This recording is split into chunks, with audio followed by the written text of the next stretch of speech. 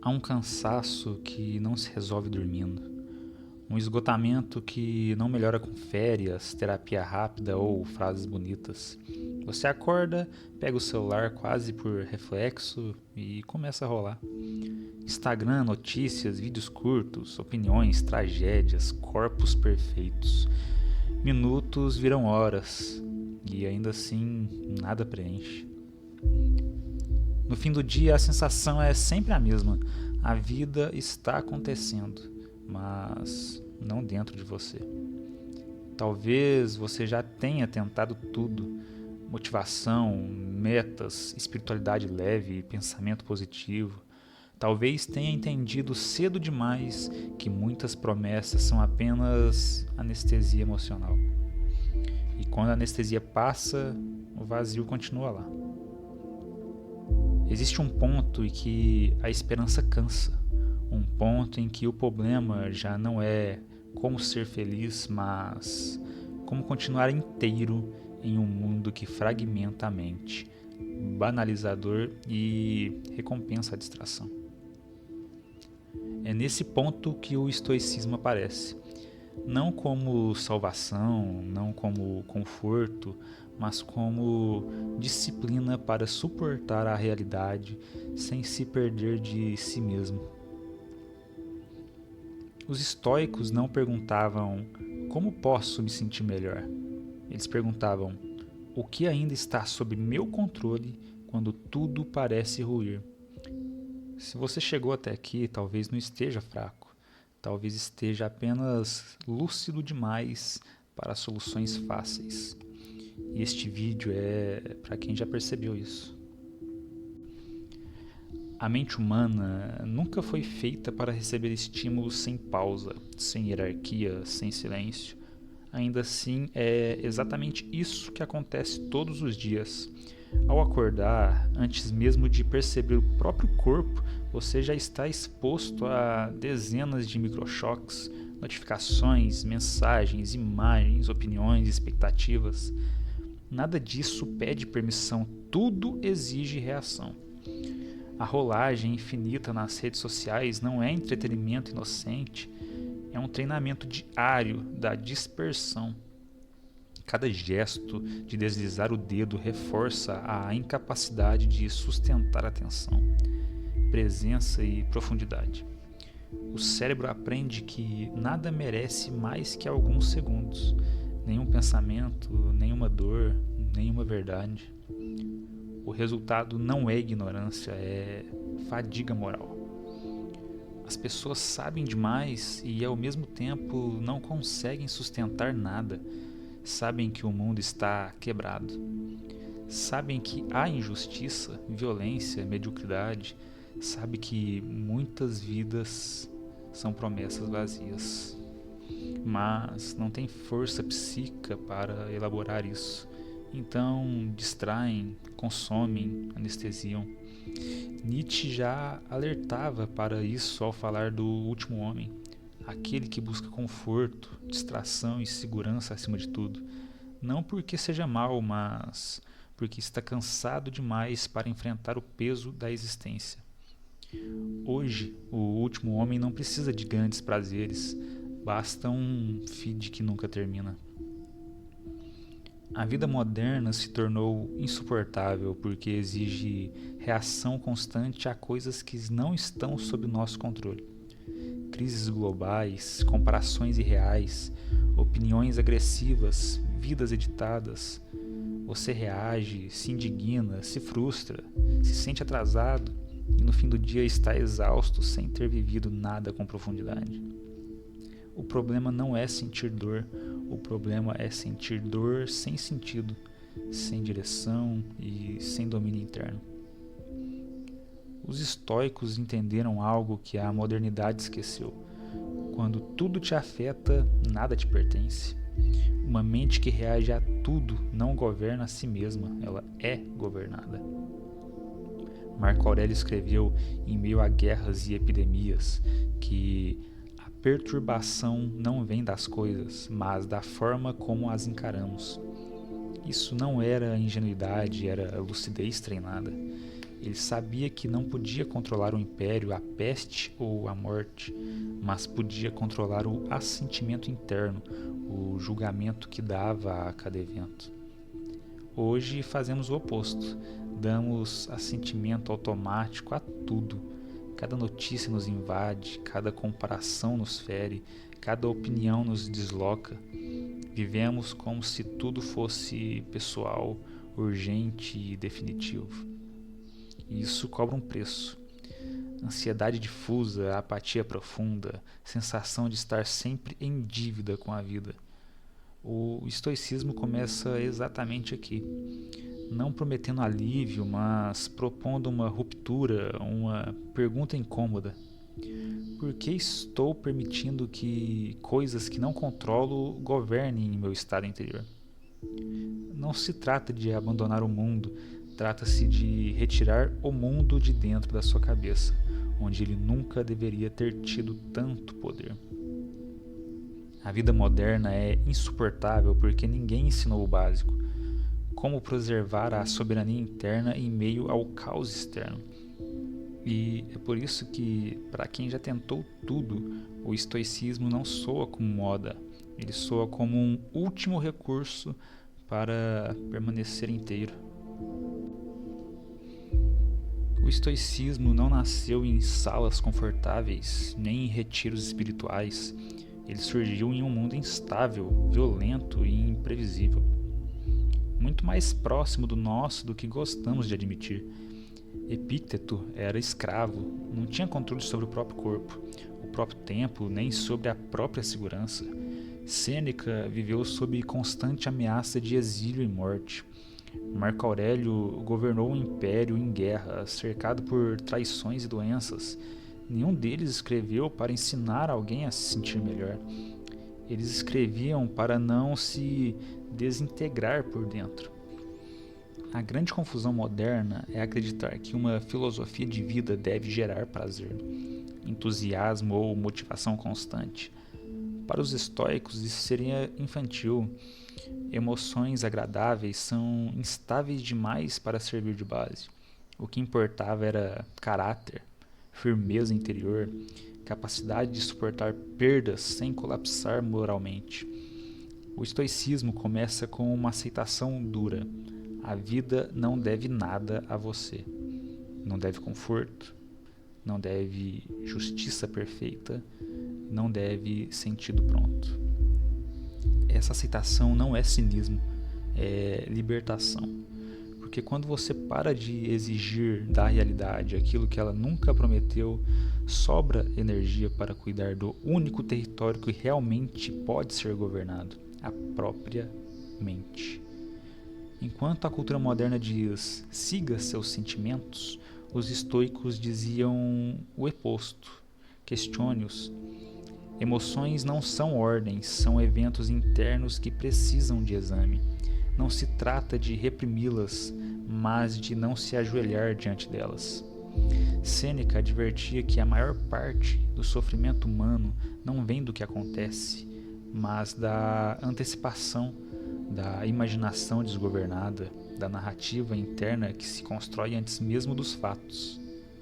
Hoje essa imaginação é alimentada 24 horas por dia por telas que vendem medo, comparação e urgência. O estoico não tenta escapar disso com positividade, ele responde com disciplina mental. Disciplina para observar um pensamento sem se fundir a ele. Disciplina para não reagir a cada provocação. Disciplina para aceitar perdas sem transformar a dor em autodestruição. Marco Aurélio escrevia para si mesmo, não para seguidores. Seus textos não prometem redenção. Eles lembram repetidamente que tudo passa. Corpos, cargos, aplausos, humilhações.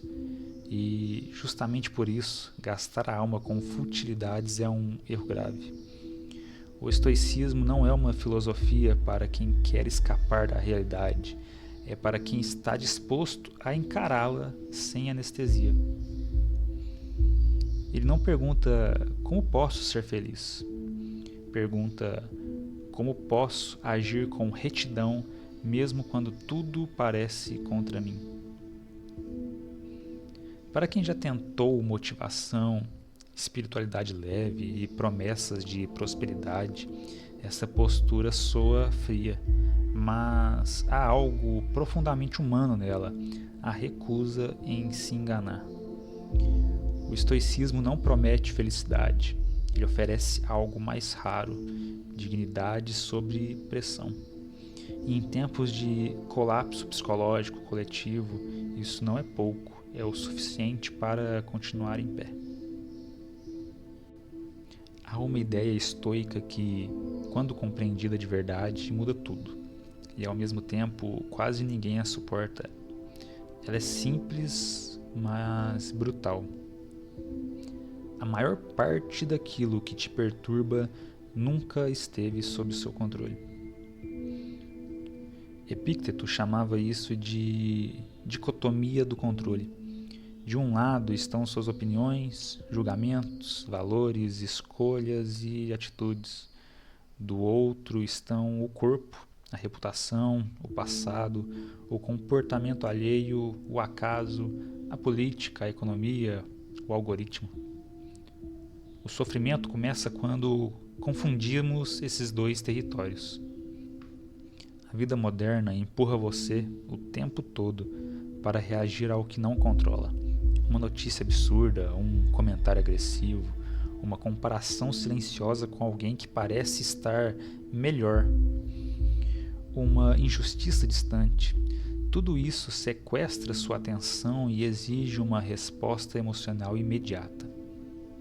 Reagir virou virtude, indignar-se virou identidade, opinar virou obrigação. O estoicismo chama isso de perda de soberania interna. Quando você reage a tudo, não escolhe nada. Sua energia é drenada por eventos que não pediram sua presença e não merecem sua alma. Marco Aurélio advertia que permitir que a mente seja arrastada por estímulos externos é uma forma de servidão voluntária.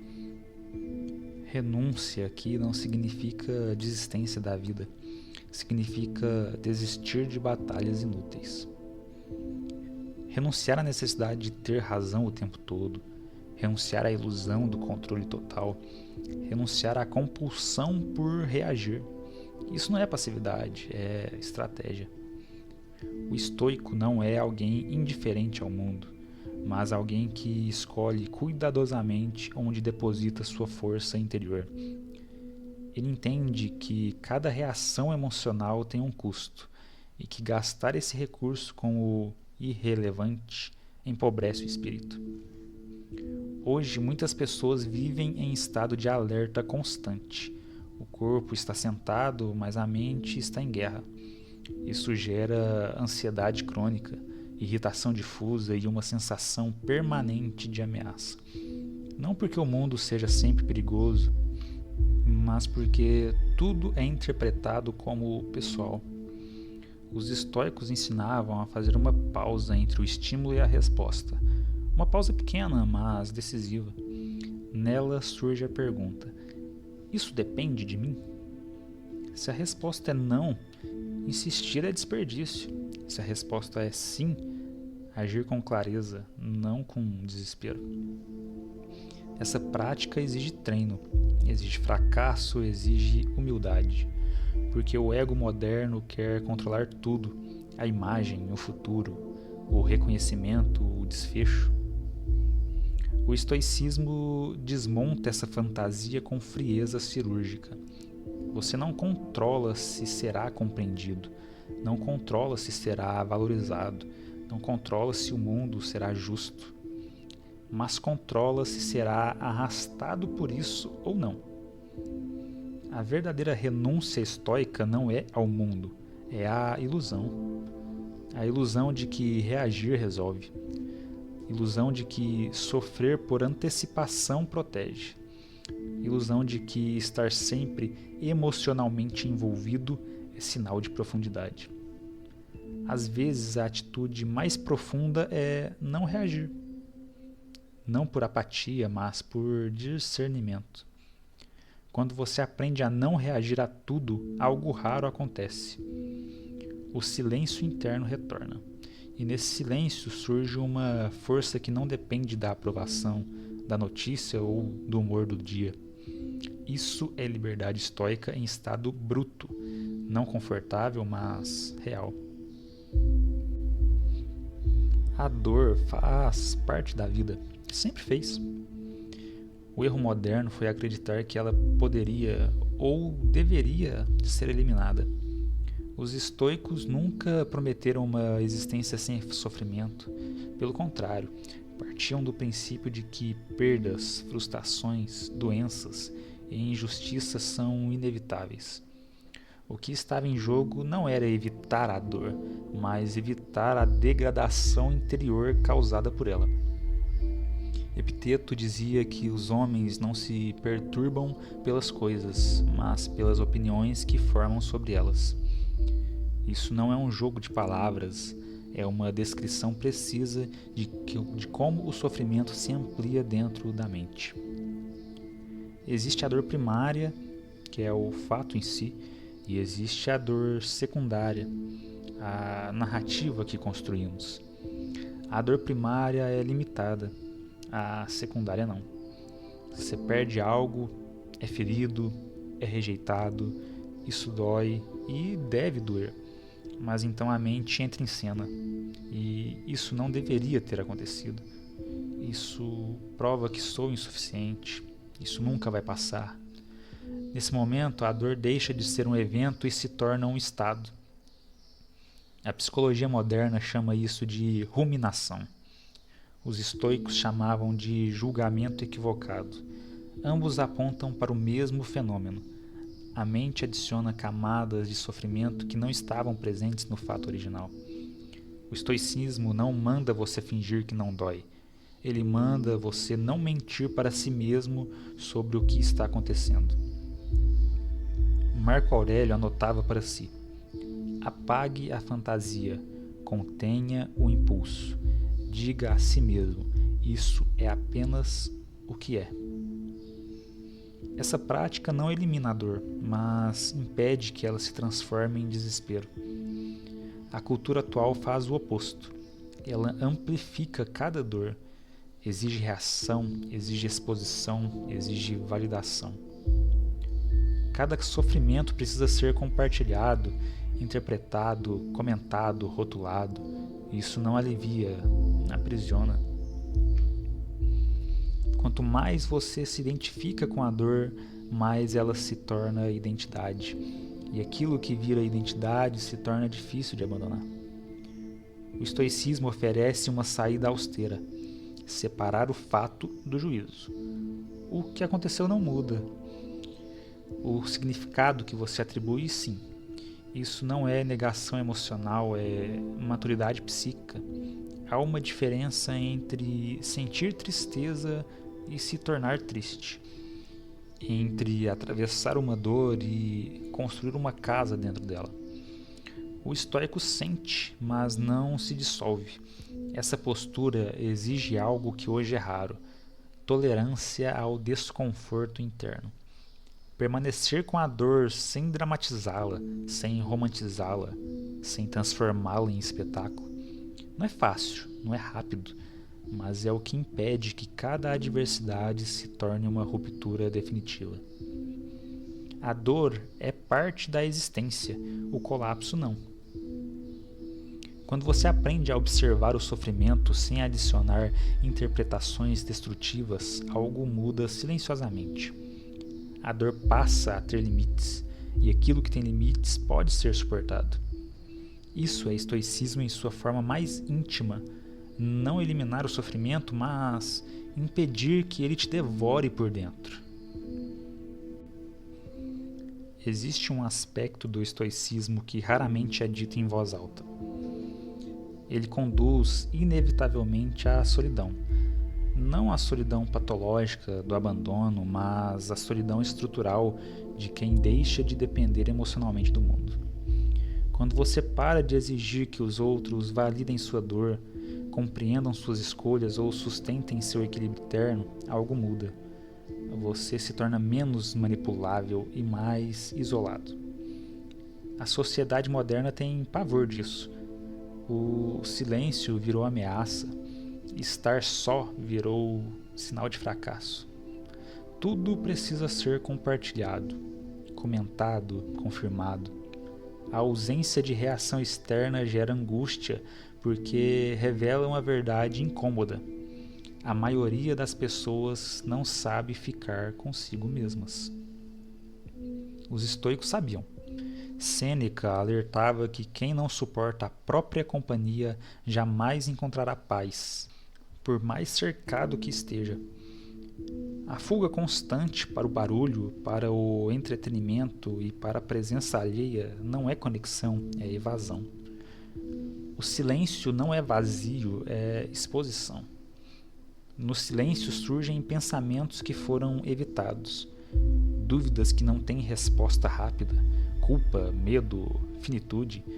Por isso o mundo moderno cria ruído constante, para que ninguém fique tempo suficiente consigo mesmo a ponto de se confrontar. O estoicismo faz um movimento oposto. Ele treina o indivíduo para não precisar de testemunhas internas o tempo todo. A vida correta para o estoico não depende de aplauso, depende de coerência entre valores e ação. Isso cria uma forma de autossuficiência que assusta. Não emocionalmente fria, mas emocionalmente não carente. Autossuficiência não significa fechar-se ao mundo, significa não se desintegrar quando o mundo não responde. A solidão estoica é o espaço onde a mente se reorganiza, onde o indivíduo aprende a sustentar decisões impopulares, onde se aceita que nem tudo será compreendido e que isso não é um problema. Hoje, muitos sofrem pela ausência de pessoas, mas pela dependência excessiva delas. Cada silêncio é interpretado como rejeição, cada discordância como ataque, cada afastamento como prova de inadequação. O estoicismo quebra esse ciclo ao deslocar o centro de gravidade para dentro. Quando o eixo está interno, a presença do outro é acréscimo, não muleta. Essa postura exige coragem, exige suportar períodos de incompreensão, exige caminhar sem garantias emocionais, mas em troca oferece algo que o mundo atual quase não produz: estabilidade interior. Marco Aurélio escrevia à noite, sozinho, lembrando a si mesmo que a alma pode se bastar quando aprende a viver de acordo com a razão e a natureza. Não havia glamour nisso, havia responsabilidade. A solidão estoica não é uma ferida, é um preço. O preço de não se vender emocionalmente, o preço de não viver à mercê da validação, o preço de cultivar um silêncio onde a maioria só encontra medo. E para quem já tentou tudo, talvez esse preço seja menor do que o custo de continuar se traindo. Há um ponto silencioso na vida adulta em que se percebe algo desconfortável. Ninguém vem salvar você. Não no sentido profundo, não do vazio, não da finitude. O estoicismo começa exatamente onde muitas filosofias terminam, na recusa da esperança como muleta. Não porque a esperança seja sempre falsa, mas porque ela frequentemente adia a responsabilidade. Enquanto se espera algo externo que se resolva, uma mudança, um reconhecimento, um futuro melhor, a vida passa. Os estoicos chamavam isso de adiamento da vida presente. Viver sem esperar salvação não é desistir, é amadurecer. É aceitar que a existência não oferece garantias emocionais, que o mundo não se organiza em torno do seu bem-estar, que muitas dores não têm redenção narrativa. E ainda assim, viver. Marco Aurélio insistia em uma ideia simples e implacável. Faça o que a natureza exige de você, aqui e agora. Sem prometer recompensa, sem aplauso, sem final feliz. A liberdade estoica nasce quando você para de negociar com a realidade, quando não exige que ela seja diferente para então agir com dignidade. Isso muda tudo. Você deixa de viver em função do que pode acontecer, passa a viver em função do que pode fazer corretamente, mesmo em condições adversas. Essa postura elimina grande parte da ansiedade moderna. Não porque os problemas desaparecem, mas porque o indivíduo deixa de depender emocionalmente de desfechos incertos. Ele faz o que está ao alcance. O resto, aceita. A aceitação aqui não é conformismo, é economia psíquica. Ao não esperar salvação, você recupera energia. A mente se acalma não por ilusão, mas por alinhamento. Há paz em não lutar contra aquilo que não se pode mudar. E firmeza em agir onde ainda há escolha. O mundo moderno promete liberdade através de possibilidades infinitas. O estoicismo oferece liberdade através de limites claros. Saber até onde vai sua responsabilidade é libertador. Você não precisa resolver o mundo, não precisa ser compreendido, não precisa ser feliz o tempo todo. Precisa apenas não se abandonar. A liberdade estoica é silenciosa, não rende frases de efeito, não gera euforia, mas sustenta o indivíduo quando tudo falha. Ela não elimina o sofrimento, mas impede que ele se torne desespero. E talvez isso seja tudo o que uma filosofia honesta pode oferecer. Não salvação, mas chão. O estoicismo não vai te prometer um mundo melhor. Ele não vai te dizer quando tudo acontece por um motivo. Ele não vai garantir paz constante nem felicidade duradoura. E talvez seja exatamente por isso que ele funcione. Em um tempo que vende conforto emocional como mercadoria, o estoicismo oferece algo mais raro: honestidade diante da existência. Ele não tenta te poupar da dor, te ensina a não se perder dentro dela. Não promete controle sobre a vida, apenas domínio sobre si. Se você chegou até aqui, talvez já tenha entendido que o problema nunca foi falta de esforço, fé ou motivação. O problema foi esperar demais de coisas que não podem sustentar uma vida interior. O estoicismo não pede que você se torne insensível, pede que você se torne íntegro. Íntegro o suficiente para suportar o silêncio, para não reagir a tudo, para aceitar perdas sem se destruir, para viver sem implorar sentido ao mundo. Essa não é uma filosofia para quem quer escapar, é para quem decidiu ficar, lúcido, presente e responsável, mesmo quando tudo parece árido. Talvez a vida continue difícil, mas você não precisa continuar fragmentado. Continue refletindo, continue caminhando e, acima de tudo, não se abandone.